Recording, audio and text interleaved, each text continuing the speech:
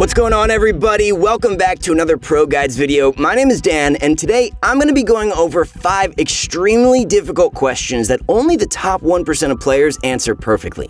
I'll be giving you guys the context behind 5 different competitive scenarios, each with their own multiple choice answers, and it's up to you to pick out the correct answer. Now, these questions are designed to test your overall competitive knowledge severely. They're not easy by any means, so don't be too harsh on yourself if you get some wrong. I don't really have a question for you today. Instead, I want you to guess how many of the 5 problems you'll answer correctly. Write down your prediction in the comment box, then once the video's done, let us know how many you actually got right.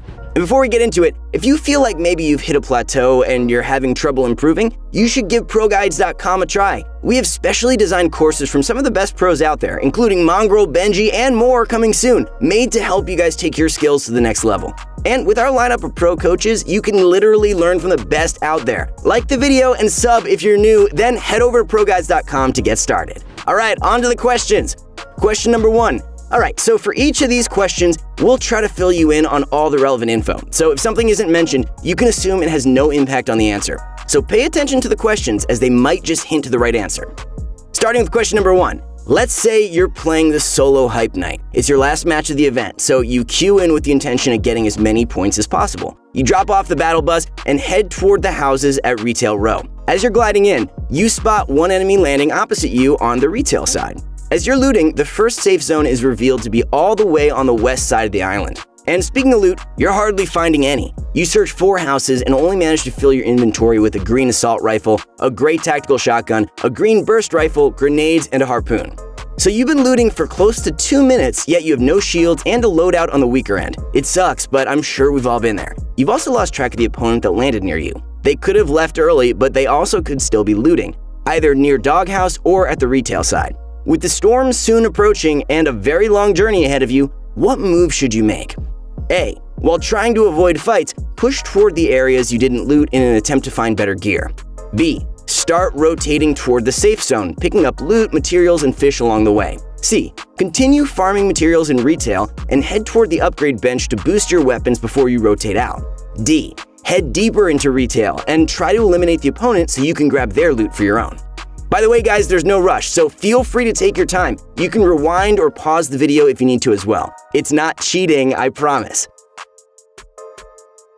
Okay, so the right move to make here would be B. Start rotating toward the safe zone and pick up loot, materials, and fish along the way.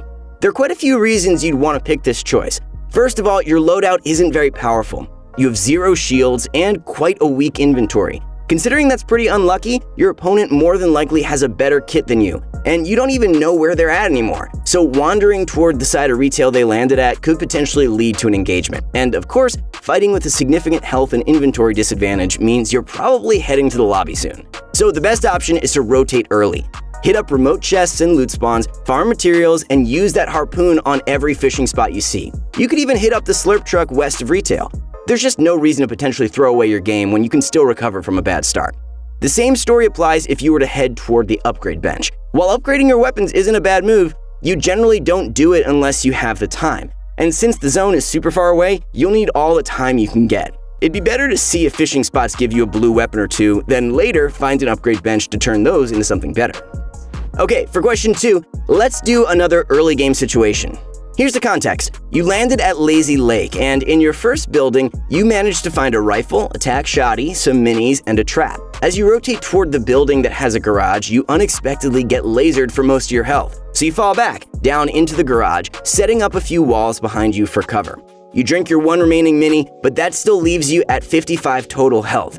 The player that lasered you found your location and they're hard W keying. They're not placing any of their own structures, they're only pickaxing through your walls. Looking at your materials, you have about 100 left, but there's little time to react. The enemy's at your wall and you've got nowhere to run.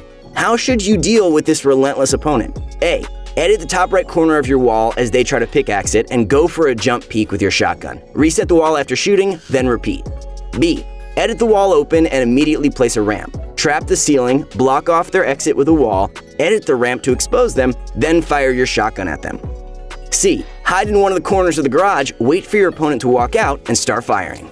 D. Turbo build your wall to try and hold it, then go for a right side window edit into a shotgun peek. Reset the wall after shooting, then repeat.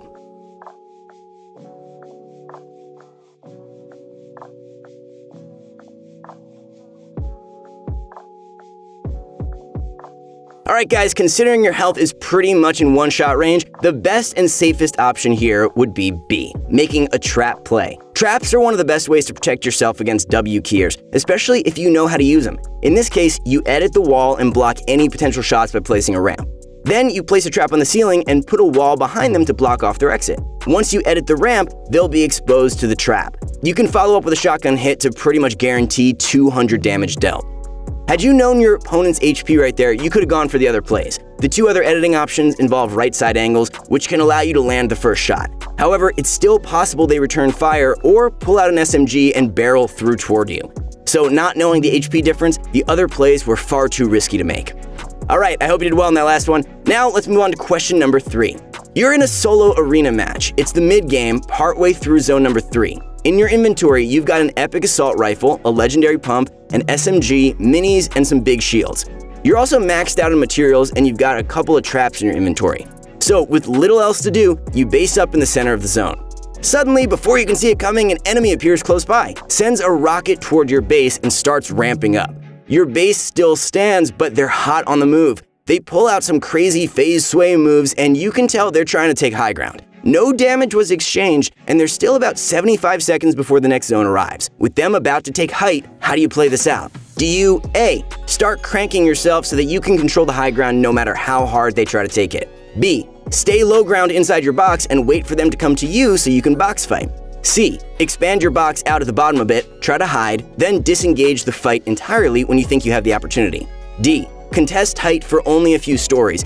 If they keep committing materials to build battle, you instead turtle up, chop them down, and try to force a box fight. Try to choose the answer that favors you the most.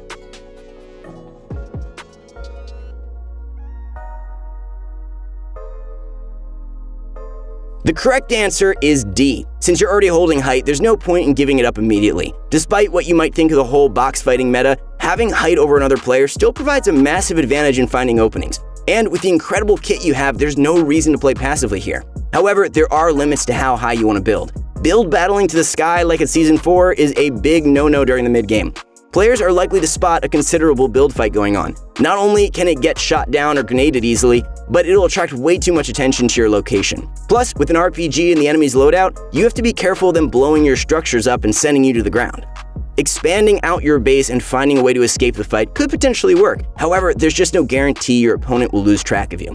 If you get pushed during the mid-game, most times it's best to stand your ground. Sitting inside your box or trying to run away doesn't help you 90% of the time, especially when the enemy is thirsty for elims. Once they've shown that they want to W key you, don't expect to be able to slink away. Question number 4, guys, keep it up! You're in a competitive solo match. The late game is approaching, and you want to think about your positioning ahead of time. Circle number 4 just arrived, and you need to rotate toward it. You know that circle number 5 will randomly spawn half inside and half outside the zone. 6 and beyond will each appear in a random direction entirely outside of the zone. You have 2 priorities this endgame: to conserve materials and survive. Considering all other things are equal, how should you position yourself for each of the upcoming zones? A. When you rotate towards circle number 4, you look for a spot near the edge. For every safe zone after, you box up pretty much as soon as you're in. B. You position dead center of circle number 4, then for every zone after that, you set up on the edge. C. You try to position so that you're always close to the center of every upcoming circle. D. You set up on the edge of circle 4, then try to make it to the center of every zone after that.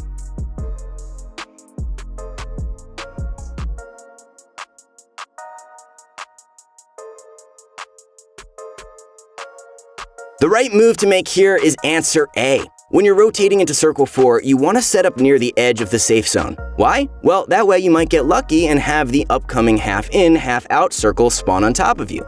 Obviously, it's possible to get unlucky and have to rotate the max distance, which makes setting up in the center quite appealing. But rotating to the center will use more materials and you'll still have to end up moving again. Plus, setting up smack dab in between a ton of players puts a target on your back and makes it more likely to get focused. Beyond that, the rest of the circles are entirely random, so when you're rotating and moving zones, there's no real reason to keep going once you're inside. That just uses more materials, and you're not really positioning in a way that gives you an advantage with upcoming zones. Alright, last question. Here's the setup. You're in a sweaty solo arena match. You've reached the endgame and there are 30 players still alive. Circle number 6, aka the first moving zone, has just arrived and it's not in your favor. That means you're gonna have to run the full distance in just a sec once the storm starts moving. You're playing the mid-ground position, and looking at your loadout, you've got only one spare flopper and about 450 materials remaining. With 20 seconds left before the storm starts moving, what should you do? A. Look around for nearby enemies so that you can start a box fight and hopefully replenish your loadout with an impact frag. B. Try to work your way up to the high ground as you rotate in, since that'll keep you safer than playing in the middle. C. Stay mid-ground, start rotating toward the next safe zone to get in ASAP, then look for an impact frag to recover materials.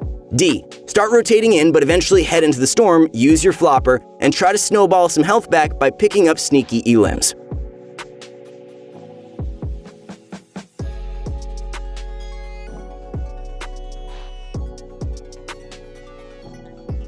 The correct answer here is C. Stay mid-ground, rotate toward the zone ASAP, and then look for an impact frag.